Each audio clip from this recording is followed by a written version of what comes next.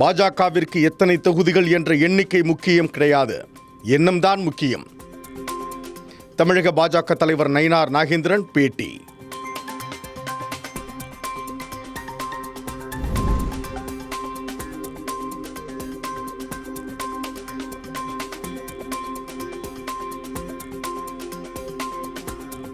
முப்பது தொகுதிகளை கொண்ட புதுச்சேரி சட்டசபைக்கு வரும் ஏப்ரல் 9 நடைபெறும் தேர்தல்.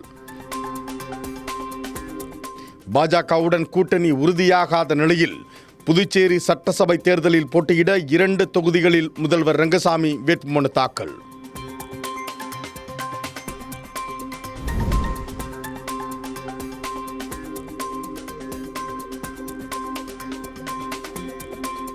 தூத்துக்குடி மாவட்டம் விளாத்திக்குளம் அருகே வேடநத்தம் கிராமத்தில் பள்ளி மாணவி கொலை செய்யப்பட்ட வழக்கில் ராமநாதபுரம் மாவட்டம் சாயல்குடி பகுதியைச் சேர்ந்த தர்ம முனீஸ்வரன் கைது செய்யப்பட்டு தீவிர விசாரணை.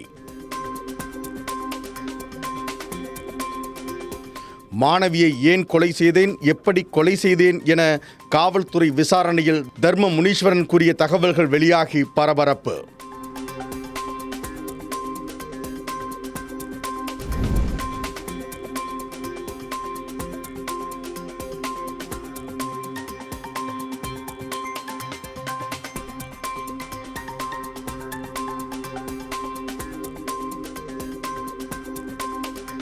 தேனியில் தேர்தல் பறக்கும் படையினர் சோதனையால் கடும் பாதிப்புக்குள்ளாகும் வியாபாரிகள் மற்றும் வணிகர்கள். தேர்தல் அதிகாரிகளின் கெடுபிடியால் சின்னமனூர் வணிகர்கள் ஆவேசம். கடைகளை அடைத்து சாவியை தேர்தல் ஆணையத்திடமே ஒப்படைப்போம் என எச்சரிக்கை. ரிலாக்ஸா எங்கிட்ட முழுமையான கணக்குகளை கேட்டீங்கன்னா 100% உங்க கணக்குகள் எல்லாம் கொடுக்கறதுக்கு நாங்க தயாரா தானே இருக்கோம். கணக்கு கொடுக்க தயாராக இல்லாம இருந்து நேர்மைக்கு புறம்பா நாங்க வியாபாரம் செஞ்சாங்களே நீங்க என்ன தண்டனை வேணாலும் கொடுக்கலாம்.